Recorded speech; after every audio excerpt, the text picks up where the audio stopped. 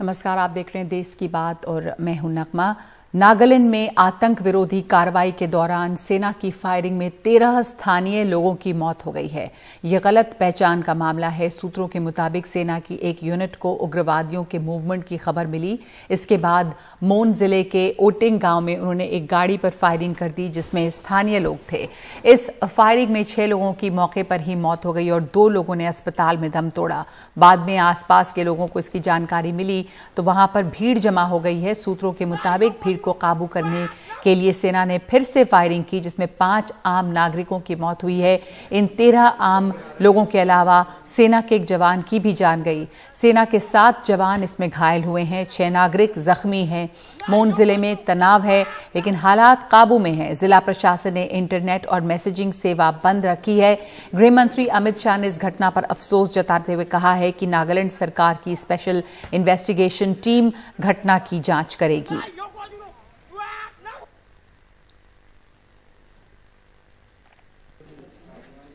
लेकिन सेना की फायरिंग की वजह से लोगों की जान गई है। स्थानीय लोग इस गोलीबारी से बेहद नाराज हैं। मोन जिले में प्रदर्शनकारियों ने असम राइफल्स के कैंप को घेर लिया है। सूत्रों के मुताबिक प्रदर्शनकारी कैंप में घुस आए और आग लगाने की कोशिश की। उन्हें हटाने के लिए हवाई फायरिंग करनी पड़ी।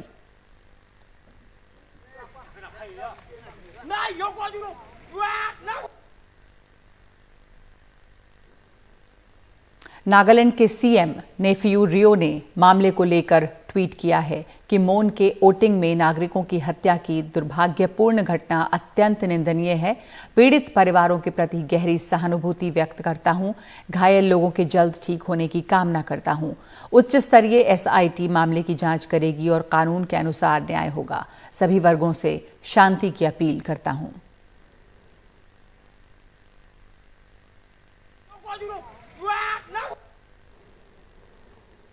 गृह मंत्री अमित शाह ने भी इस पर ट्वीट किया है और इस घटना पर दुख जताया है। उन्होंने लिखा है कि नागालैंड के ओटिंग में हुई दुर्भाग्यपूर्ण घटना से दुखी हूं। जिन परिवारों ने अपनों को खोया है उनके प्रति मेरी गहरी संवेदना है। राज्य सरकार द्वारा बनाई गई एक हाई लेवल एसआईटी इस मामले की गहनता से जांच करेगी जिससे पीड़ित परिवार को न्याय मिल सके।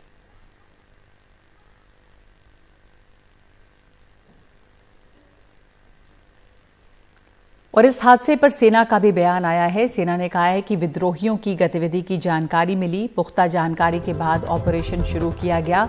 हादसे को लेकर दुख है। घटना की जांच होगी। उच्च स्तरीय जांच कानून के मुताबिक होगी और दोषियों को सजा मिलेगी। सुरक्षा बलों के कई जवान भी घायल हुए हैं। एक घायल जवान की इसमें मौत भी हुई है।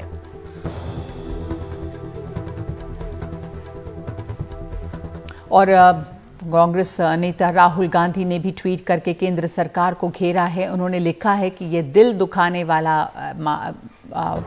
है और भारत सरकार को इसका जवाब देना होगा। गृह मंत्रालय आखिर कर क्या रहा है जब आम नागरिक और सुरक्षा कर्मी भी अपनी ही जमीन पर सुरक्षित नहीं हैं।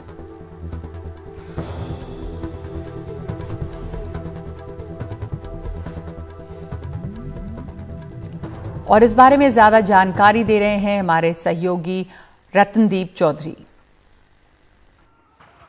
अभी जो खबर हमें लग रही है ये है कि जो नागालैंड पुलिस के सूत्रों के मुताबिक जो खबर आई है कि जो मोन शहर है, जो मोन ज़िला है नागालैंड का, म्यांमार से सटा हुआ है, मोन शहर में थोड़ी देर पहले जो लोग हैं, नॉर्मल लोग, जो पब्लिक है वो बहुत गुस्से में है क्योंकि जो लोगों की वहाँ पे पुलिस आर्मी की फायरिंग में डेथ हुई है।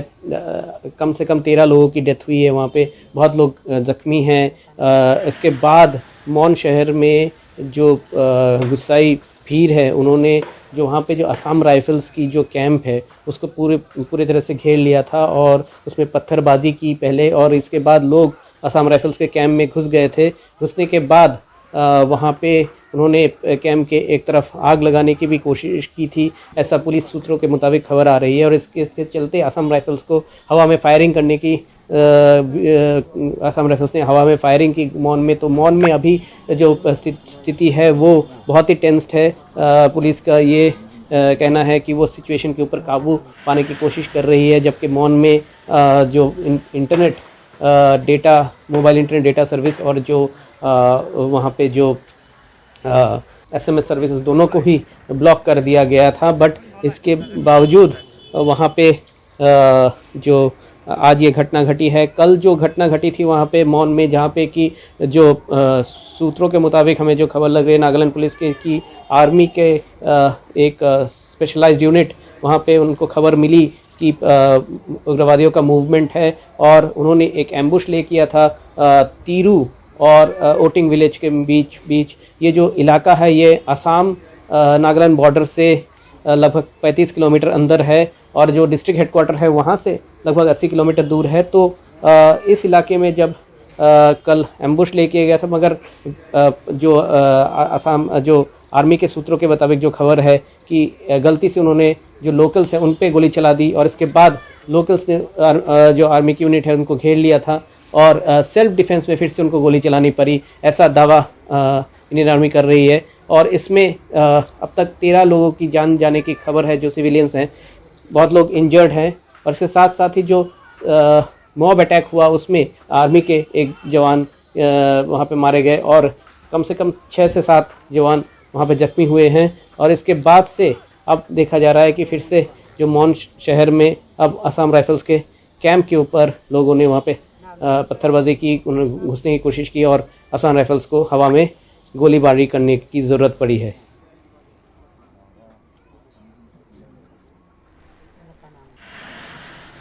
और अब बात करते हैं उत्तर प्रदेश की। समाजवादी पार्टी के अध्यक्ष अखिलेश यादव ने लखनऊ में परीक्षार्थियों पर लाठीचार्ज के मामले में योगी सरकार पर हमला बोला है। 69,000 सहायक शिक्षकों की बहाली के लिए 2019 में हुई परीक्षा में धांधली के आरोप लगाते परीक्षार्थियों ने कैंडल मार्च निकाला था। प्रदर्शनकारियों को रोकने के लिए पुलिस ने लाठीचार्ज किया। भागते हुए लोगों को दौड़ा कर पीटा गया था।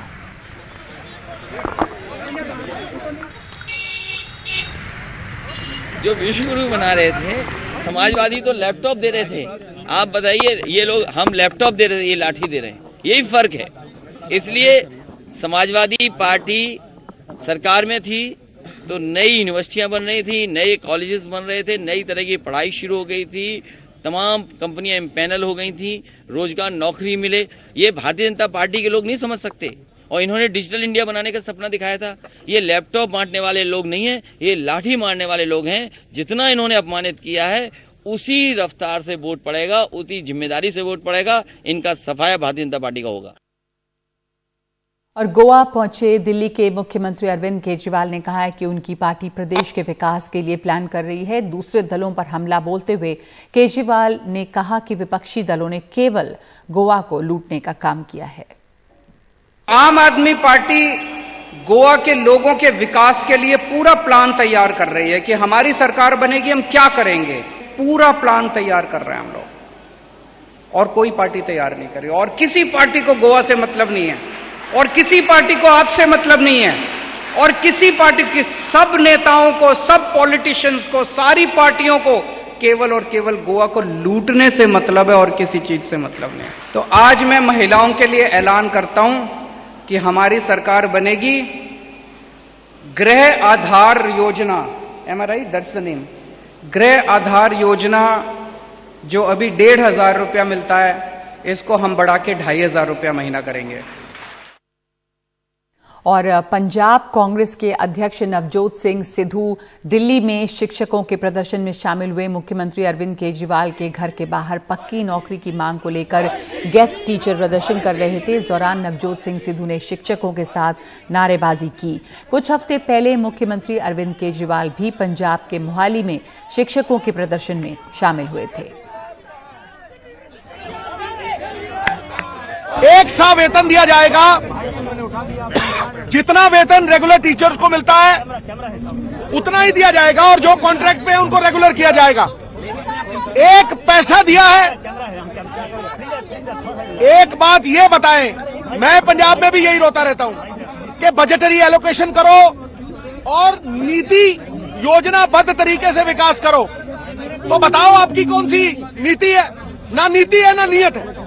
देवताओं की नियत में भी फर्क अगर आ जाए तो नजारा चाहे जन्नत का क्यों ना हो गर्क हो जाएगा। तुमने गर्क कर दिया। 22,000 गेस्ट टीचर्स को तुमने बंधुआ मजदूरों की तरह रख रखा है। नवजोत सिंह सिद्धू साहब पंजाब की सियासत के राखी सावंत हैं। उन्हें ड्रामा करना आता है, ड्रामे के शौकीन हैं, पूर्व में कलाकार भी रहे हैं, तो उनको ये नौटंकी और ये ड्रामा मुबारक। उन पे इस बार इतनी गंभीर चर्चा करने की भी कोई आवश्यकता नहीं, उन पे बयान देना भी फिजूल है। मैं उनको बहुत गंभीरता से नहीं लेता हूं। जब मनीष सिसोदिया जी हमारे एजुकेशन मिनिस्टर उनको जाकर उनके गढ़ में चुनौती देते हैं, चैलेंज करते हैं कि मंच सजा हुआ है, आओ बहस करते हैं, वो बहस से ही भाग जाते हैं। इन लोगों से क्या बात करेंगे। कोरोना का ओमिक्रॉन वेरिएंट, जिसकी जानकारी सबसे पहले दक्षिण अफ्रीका से मिली, वो दिल्ली तक पहुंच चुका है। तंजानिया से दिल्ली लौटे एक व्यक्ति में इस वेरिएंट की पुष्टि हुई है। एलएनजेपी अस्पताल में भर्ती किए गए 17 लोगों के सैंपल जीनोम सीक्वेंसिंग के लिए भेजे गए थे, जिसमें से 12 लोगों की रिपोर्ट आई है। जिनकी रिपोर्ट आई है उनमें एक में ओमिक्रॉन वेरिएंट की पुष्टि हुई है। इसके पहले मुंबई में 1, गुजरात में 1 और कर्नाटक में 2 लोगों में कोरोना के इस वेरिएंट के संक्रमण की पुष्टि हुई। मुंबई के कल्याण डोंबिवली में 33 साल का शख्स ओमिक्रॉन वेरिएंट से संक्रमित पाया गया है। संक्रमित शख्स 24 नवंबर को दक्षिण अफ्रीका से दुबई और दिल्ली होते हुए मुंबई आया था। इससे पहले गुजरात के जामनगर में भी ओमिक्रॉन का एक संक्रमित व्यक्ति मिला। यह व्यक्ति जिम्बाब्वे से जामनगर आया था। ये जो पहला मामला हमें मिला है, ये 2 तारीख को आया है और ये तंजानिया से ट्रेवल करके अंतर्राष्ट्रीय हवाई अड्डा दिल्ली से आया था हमारे पास लोकनायक में, और अभी हमारे यहाँ भर्ती है।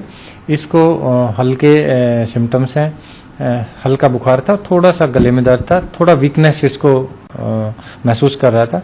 हमने इसका सैंपल भेजा आरटीपीसीआर के लिए, क्योंकि जो शुरू में आया था तो रैट पॉजिटिव था। अभी आरटीपीसीआर दोबारा भेज के हमने इसका जीन सीक्वेंसिंग कराया, जिसका रिपोर्ट पॉजिटिव पाया गया है, और जो बाकी के पेशेंट्स थे उनमें नेगेटिव आया है। दिल्ली में ओमिक्रॉन से संक्रमित शख्स के बारे में दिल्ली के स्वास्थ्य मंत्री सत्येंद्र जैन ने ये जानकारी दी है। 17 जो पॉजिटिव हैं उसमें जीनोम सीक्वेंसिंग कराई गई, तो अभी तक 12 लोगों की जीनोम सीक्वेंसिंग की हो चुकी है, और एक उसमें से जो है ओमिक्रॉन का पेशेंट लगता है कि जो तंजानिया से आया है, तो उसके प्रीलिमिनरी रिपोर्ट के अंदर वो पॉजिटिव हैं ओमिक्रॉन से।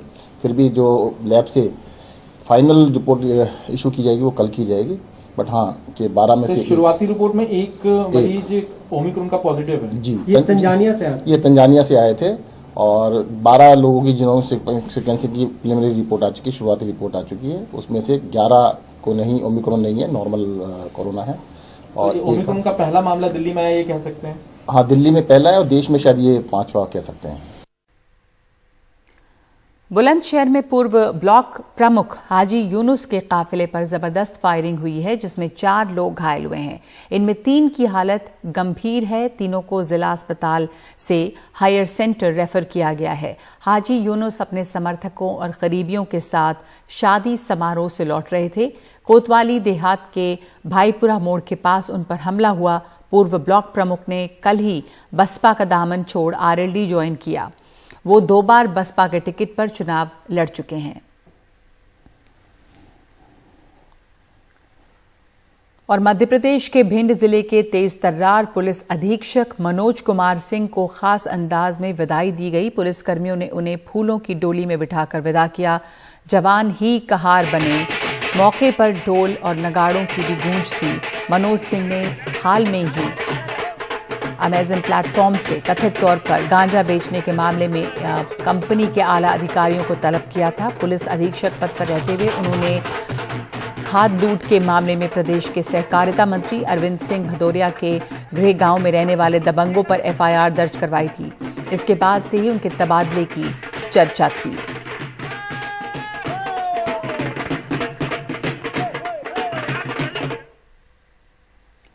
और अब खबर चक्रवाती तूफान जवाद की। ओडिशा में पुरी के तट से टकराने से पहले ये तूफान कमजोर पड़ रहा है। ये ओडिशा, पश्चिम बंगाल और आंध्र प्रदेश के लिए राहत की खबर है। ओडिशा के पुरी, गंजम, कटक और भुवनेश्वर में बारिश हो रही है। तूफान के खतरे को देखते हुए तीनों राज्यों में खतरे वाली जगहों पर प्रशासन की तरफ से पहले ही सभी तैयारियां कर ली गई थीं। भारत मौसम विज्ञान विभाग के अनुसार चक्रवाती तूफान जवाद कमजोर होकर एक गहरे दबाव में बदल गया है। माना जा रहा है कि पुरी पहुंचने से पहले ही ये और कमजोर पड़ सकता है। चक्रवाती तूफान जवाद का कमजोर पड़ना आंध्र प्रदेश, उड़ीसा और पश्चिम बंगाल के लिए राहत की बात है। रविवार को पश्चिम बंगाल में गंगा के तटों से लगे क्षेत्रों और उत्तरी ओडिशा में अलग अलग स्थानों पर भारी से ज्यादा भारी बारिश का अलर्ट जारी किया गया है। इसके अलावा 6 दिसंबर यानी सोमवार को असम, मेघालय और त्रिपुरा में अलग अलग स्थानों पर भारी बारिश का पूर्वानुमान है।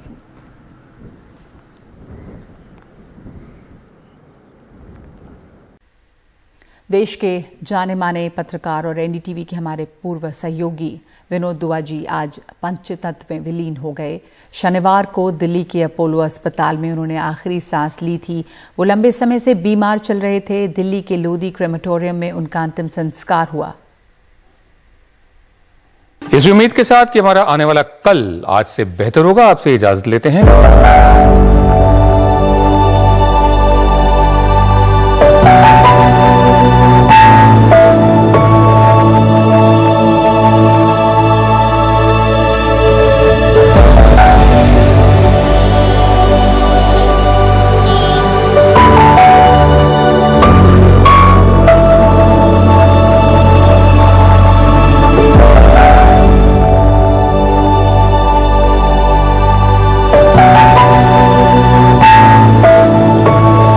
वरिष्ठ पत्रकार विनोद दुआ पंचतत्व में विलीन हो गए। उनकी शख्सियत ऐसी रही कि उन्हें अंतिम विदाई देने आया हर व्यक्ति उन्हें अपने अपने तरीके से याद कर रहा था। उनके अंतिम संस्कार में काफी तादाद में मीडिया से जुड़े लोग, बुद्धिजीवी और तमाम राजनीतिक दलों के लोग भी पहुंचे। मैं ये नहीं कहूँगी पीढ़ी खत्म हो गई, क्योंकि हर व्यक्ति के पास उनसे जुड़ी कोई न कोई याद थी। उनका जो आइडिया था जर्नलिज्म का, वो तो वो रहेगा जमीन में। वो अभी ऐसा हमें लग रहा है कि शायद नए पत्रकार उसको कैसे अडॉप्ट करेंगे पता नहीं, मगर रहेगा। उनका जो पत्रकारिता का तरीका जो था, जो एंटी इस्टेब्लिशमेंट, सरकार से सवाल पूछना, वो नहीं मरेगा। और उनके लिए यही सबसे बड़ा, उनके लिए एक श्रद्धांजलि होगी। हाँ, वो सिलसिला तो ख़त्म ही हो गया है टेलीविज़न में। वो तो अपनी ज़िंदगी में देख कर गए कि जिस तरह के अनुशासन को वो लोग इस मीडियम में बनाने की कोशिश कर रहा था, वो इस वक्त में पिछले 7 सालों में तो वो ध्वस्त है पूरी तरीके से। पता नहीं उन्हें कैसा लगता होगा, क्योंकि जो लोग उससे ध्वस्त कर रहे हैं उनमें से कई सारे लोग विनोद दुआ को मानने वाले लोग भी होंगे, उनके साथ काम कर चुके लोग भी होंगे, है ना। उठने बैठने वाले भी लोग कभी उठते बैठते रहे होंगे, तो उनको तो दुख होता ही होगा। और वो चीज़ तो अब वापस नहीं आनी है इस टेलीविज़न में। एक ऐसी खबर जिसे आप, मैं, हम सब बहुत पहले से जानते हैं। उस आने के लिए बहुत मेहनत करनी पड़ेगी, और उसके लिए तो कोई तैयार नहीं है कि वो मेहनत की जाए। तो जो भी उनकी विरासत थी, अब हम उसे किताबों की शक्ल में पढ़ सकते हैं। एक मित्र ने अभी ट्वीट किया, कल रात को ट्वीट किया था कि विनोद मरा नहीं है, विनोद मरते नहीं है। बस ये विनोद दुआ को मार नहीं सकता। वो तो विचार है। ये आप जो लोग देख रहे हैं, ये उस विचार का अंश है जो हिंदुस्तान की पत्रकारिता को हमेशा खड़ा रखने का जज्बा देता है। विनोद दुआ भारत की टेलीविजन जगत के लोकतंत्र थे। He was the Republic of Indian television. वो रिपब्लिक जो उन्होंने स्वयं बनाया मेहनत करके और लोगों के साथ, उस रिपब्लिक को जिंदा रखना हम सबका कर्तव्य है। बदकिस्मती ये थी कि उन्होंने अपने सामने उस रिपब्लिक को क्षीण होते हुए देखा और अपने तरीके से कोशिश की कि वो पुख्ता रहे, तंदुरुस्त रहे। विनोद दुआ के दोस्त, उन्हें जानने वाले और उनके साथ काम कर चुके लोग उनकी खूबियां बताते नहीं थकते। 1994 में आईएमसी से पास आउट होने के बाद हिंदी जर्नलिज्म से पास आउट हुआ था, तो सीधे मालूम चला कि विनोद दुआ के साथ काम करने का सपना था और काम करने का मौका मिला। मेरी पहली नौकरी परख में थी और जीवन में एक ही बात उन्होंने सिखाई थी, जो सीख मैं आज तक उनका अपने साथ लेके चलता हूँ। उन्होंने कहा था, बेटा ऐसा है कि यदि एक बार कैमरा ऑन हो जाए और लाइट ऑन हो जाए तो कठिन से कठिन सवाल पूछने से मत घबराना, लेकिन सवाल मुस्कुराते हुए पूछना, चिल्ला के नहीं पूछना। ये सीख जो है आज के सभी पत्रकारों के लिए, सभी एंकर के लिए है और अपने जीवन में मैं उसी को फॉलो करता हूँ। कठिन से कठिन सवाल पूछता रहूँगा और दुआ साहब आपको याद करता रहूँगा। मुझे लगता है आपके लिए सबसे बड़ी मेरी तरफ से एक शिष्य की श्रद्धांजलि यही हो। बहुत गर्मजोशी से मिलते थे, खाने पर, पोइट्री पर, गाने पर बहुत बात किया करते थे। और मुझे याद आता है कि वो जब एनडीटीवी में आए तो पहले दिन से जब भी उनसे मुलाकात होती थी एक चुटकुला वो ज़रूर सुनाते थे। तो एक बड़ा कलेक्शन था उनके पास चुटकुलों का। उम्दा आदमी थे, उम्दा शब्द बहुत इस्तेमाल करते थे। मैं उनसे कई बार यही कहा करता था कि उम्दा के आगे भी कुछ है। बोले उम्दा के आगे उम्दा ही है। तो इस तरह के थे विनोद दुआ। विनोद दुआ की शख्सियत ऐसी थी कि उनके दोस्त केवल पत्रकार ही नहीं थे, बल्कि हर राजनीतिक पार्टी में उनके शुभचिंतकों की कमी नहीं थी। विनोद दुआ और मैं एक ही स्कूल में थे और हमारा स्कूल था रूपनगर के अंदर धनपतमल एएस हायर सेकेंडरी स्कूल। और विनोद दुआ बचपन से प्रतिभाशाली थे, यानी संगीत हो, डिबेट हो, क्लास के अंदर सक्रियता हो, स्कूल में हो, हर चीज़ के अंदर वो पार्टिसिपेट करते थे। धीरे धीरे वो पत्रकारिता के क्षेत्र में आ गए तो मैं आज उनको याद करता हूँ। बेबाक थे, बोल्ड थे, साहसिक थे, उनका बोलने का अपना एक अंदाज था। जब वो कार्यक्रमों की प्रस्तुति करते थे तो कम से कम मुझे तो बहुत अच्छा लगता था। तो मैं समझता हूँ कि मैंने ना केवल अपना एक मित्र खोया है, देश ने एक अच्छा पत्रकार खोया है। विभिन्न चैनलों में मीडिया के माध्यम से उन्होंने जनता की बातों को मुखर किया, चाहे लोग उससे सहमत थे या नहीं थे। 2014 के बाद का समय पत्रकारिता के लिए वैसे भी बहुत कठिनाई का समय था। ऐसे में दुआ साहब जैसे लोग एक स्तंभ बनकर निकले, जो नौजवान पत्रकारों के लिए भी एक प्रेरणा का स्रोत थे कि सवाल पूछे जाने चाहिए और पूछे जा सकते हैं, कोई दबा नहीं सकता। अपने आत्मसम्मान को कायम रखते हुए अपने हित और अपनी बातें सख्ती से सामने रखना जरूरी है। विनोद दुआ अपने पीछे पत्रकारिता की जो विरासत छोड़ गए हैं उसे सहेज कर रखना आसान नहीं है। एक ऐसे दौर में जब सत्ता से सवाल पूछना और भी ज्यादा मुश्किल और जोखिम भरा हो गया है, जनता की खातिर सत्ताधीशों से सवाल करना, उनकी जिम्मेदारी उन्हें याद दिलाना, वो भी पूरी शालीनता और मुद्दे की गंभीरता बनाए रखने के साथ एक ऐसी आर्ट है जिसे सीखना और उस पर अमल करना ही विनोद दुआ को सच्ची श्रद्धांजलि होगा। विनोद दुआ सिर्फ एक नाम नहीं बल्कि इतनी बड़ी शख्सियत है कि उनके लिए मैं क्या बोलूं। इसलिए उनको नमन करते हुए मैं अपनी बात यहीं खत्म करता हूं। नई दिल्ली से कैमरामैन मोहम्मद मुरसलीन के साथ मैं मुकेश सिंह, एनडीटीवी इंडिया।